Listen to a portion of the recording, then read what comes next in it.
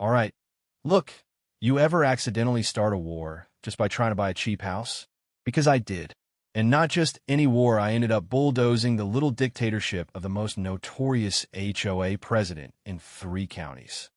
I mean, sure, I made some questionable choices in my life, but becoming public enemy #1 in a pastel neighborhood with matching mailboxes wasn't exactly on my bingo card. So, let me back up a little. You know how sometimes you wake up thinking, today I'm just going to do my job and mind my business? That was me. Just a regular Friday morning, burnt coffee on my desk, flipping through county tax auctions online. That's my gig. I buy up foreclosures and tax defaulted properties, slap on some paint, maybe replace a roof if I'm feeling generous, then flip them for profit. It sounds cold, but hey, the banks do it too. Only difference is I don't wear a tie. Now, there's this one listing, right? Clearwater, null, 72B, tax delinquent 5 years. Nothing unusual. Probably another boring ranch in a subdivision run by folks who think neighborhood watch means peeking through the blinds at Amazon drivers. I almost scroll past until I see the owner's name. Karen Maddox. Yeah, you heard that right. Karen. The Karen. She's not just some meme. Around here, the woman is legend. President of the Clearwater Null HOA, Empress of Fines, the kind of person who'd write you up for your grass being a 1/4 inch too tall. She once dragged a neighbor into court because their house numbers were an offensive shade of bronze. Seriously, I read about it in a newsletter once and made a mental note to never, ever buy into an HOA. I should have listened to myself. But curiosity got me. I'm nosy. Sue me. I dig deeper, and buddy, I hit gold. The house is worth close to 400 grand. But Karen, the all-seeing, all-finding, never-miss-a-thing Karen, hasn't paid her property taxes in 5 whole years. Not one red cent. There are liens. There are warnings. Certified mail stacking up like pizza boxes. And yet, somehow, no one's done a thing. I figure she probably thinks the HOA pays her taxes. That's not how this works. That's not how any of this works. Thing is, people like Karen, they get so used to calling the shots, they start believing they're above the rules. And maybe until now I do my homework, double-check the records, pull every public doc I can find. No weird liens, no sketchy clouds on the title. HOA can't block a tax sale. Nothing says she's special. No traps, no red flags. It's clean. I call the county, make sure everything's by the book. And I drop my bid under one of my LLCs, obviously. You never want to tip your hand when you're dealing with someone like her. 78 grand, flat. Not a soul bids against me. I guess the Karen legend scare them off. 30 days go by.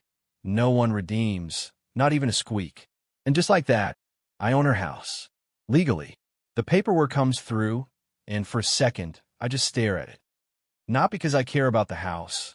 I've bought and sold plenty better, but because I just took the crown from the queen bee herself. I go see the place the next day. The entrance is exactly what you'd expect.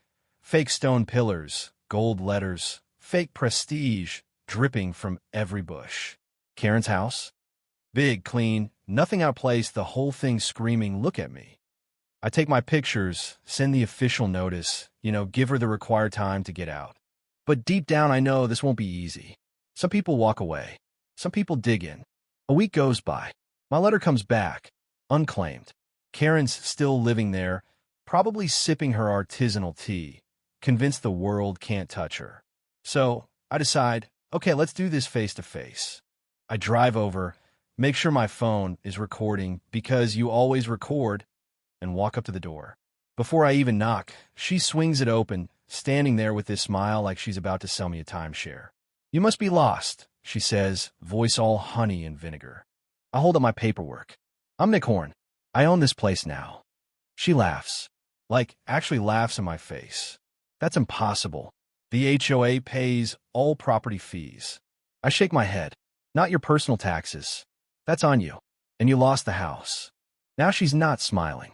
You think you could just come in here and take my home? Do you know who I am? She folds her arms, all puffed up. I'm the president of this community. Oh, I know exactly who you are. I tell her. And let me tell you, she did not like that one bit. You ever see a person's mask slip right in front of you? That was it.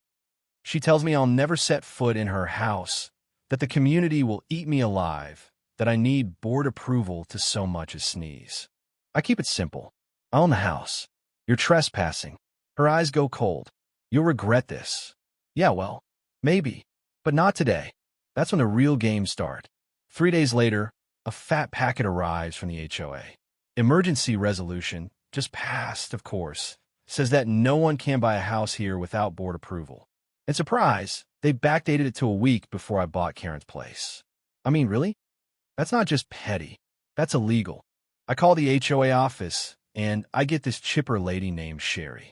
Yes, Mr. Horn, we're aware of your situation. Ms. Maddox convened an emergency board session. I tell her you can't backdate rules and block a legal sale. She tells me, real polite, that I shouldn't come onto the property until the board reviews my case. Sure, Sherry. That night, motion alert on my phone, security footage. There's Karen, middle of the night, with a locksmith changing the locks on a house I own. HOA security's there too, arms crossed, like they're guarding Fort Knox. It's almost funny. Almost. But they're playing games. I go by the book. I file the eviction. Full paperwork, proof of sale, every I dotted, every T crossed. And that's when Karen goes into overdrive. She's not just an angry neighbor. She's got a legal background and a fan club on the board. So I escalate.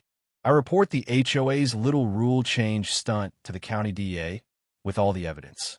I send a formal complaint to the state regulator for HOAs. I even tip off the IRS, just asking, if it's normal for an HOA to act like a personal slush fund. I have receipts. And I tip off a real estate journalist I know, anonymously. Next thing I know, the story blows up. Not viral, but enough for folks to notice. HOA president squats in foreclosed home, changes rules to keep it. Comments come pouring in. People have their own horror stories. Some even send me more dirt on Karen. Then I get this anonymous email. Check the 2019 audit. It's missing pages. And sure enough, I find doctor reports, redacted signatures, financials that don't add up. The smell of something rotten is everywhere. Meanwhile, Karen keeps stalling the eviction in court, say my ownership destabilizes the community. I walk into the HOA office, demand the last 5 years of financials, tell them if they stall I'll come back with a subpoena. Suddenly, Sherry's not so chirpy. One night, I share my story at a foreclosure investors meetup. Someone chimes in, isn't that the neighborhood where the HOA fined a guy for planting sunflowers? Yeah, it is. Small world. The HOA fires back. I get a letter accusing me of reputational sabotage, dissemination of inflammatory commentary. The works. I frame it next to my tax deed. Then the hearing date arrives.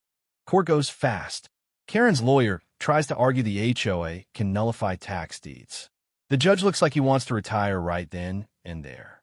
I have every document lined up, every law cited. Ruling. The transfer is legal. The HOA's rule change is meaningless. I'm the owner. Eviction granted. I don't gloat. I just get the paperwork, drive straight to the sheriff's office, and hand it over. 2 days later, me, a deputy, and a locksmith show up at Karen's door. She's in a silk robe, makeup perfect, eyes spitting venom. The deputy hands her the writ. 15 minutes, he says. She grabs her bags, won't look at me. The locksmith gets to work. Inside, the place looks polished, but the cracks are everywhere. Unpaid bills, empty bottles, files marked private HOA review. In the pantry, I find a black binder full of damning notes. Altered warning letters, fake balance sheets, checks to her own P.O. box. My stomach turns. This isn't just mismanagement. This is fraud. Karen, meanwhile, is outside, putting on a show for some neighbor with a phone. Let her. I've got what I need. And here's the twist. As owner, I'm now technically a member of the HOA. Oh, the irony. I formally request 5 years of records, financials, contracts, the works. Certified mail, email, courier. A few days later, I get a box. Messy, half-printed PDFs, flash drives, panic all over it. I dig in. There's over $140,000 billed to fake companies, contracts to vendors with the same name as Karen's ex, landscaping fees tripled, board signatures forged. I call 2 board members. One hasn't been to a meeting in a year. The other says, I never signed anything. I thought she was just running things. I put together a full report, sent it to state regulators, the IRS, and the local press. I draft a petition for an emergency meeting, posted on every bulletin board. Knock doors. Residents are pissed. Within 2 days, we have enough signatures. At the meeting, the clubhouse is packed. People are furious. I walk them through every dirty detail. I play a voicemail from a former board member who admits to signing blank checks for Karen. The room explodes. When I call for a vote to suspend the board and launch a forensic audit, nearly every hand goes up. Karen's regime is dead, but she's not done. 2 days later, she shows up at my house, live streaming to her Facebook group, screaming about how I destroyed everything. I tell her, you can't run this place like your own little kingdom forever. She lunges at me, nails out, phone flying. Sheriff arrives.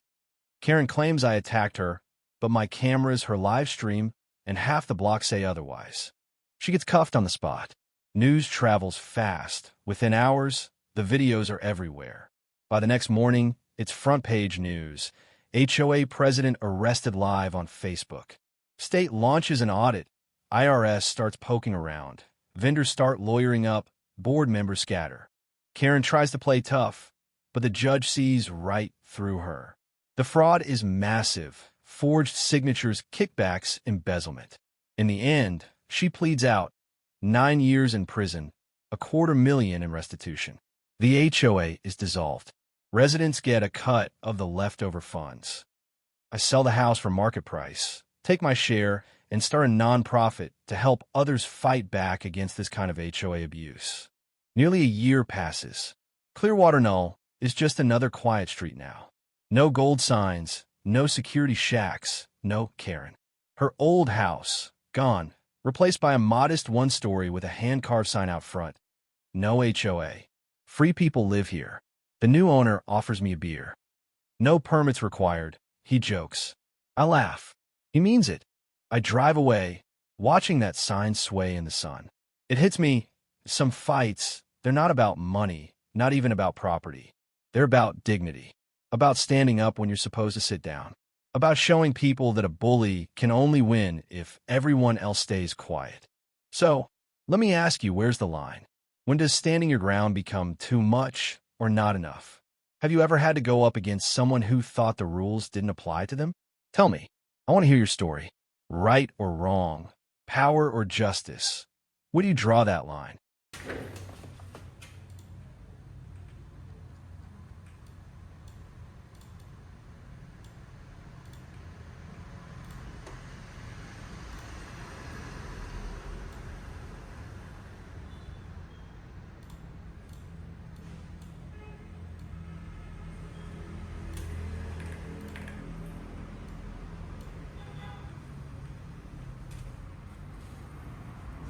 Cảm ơn tất cả các bạn đã xem video.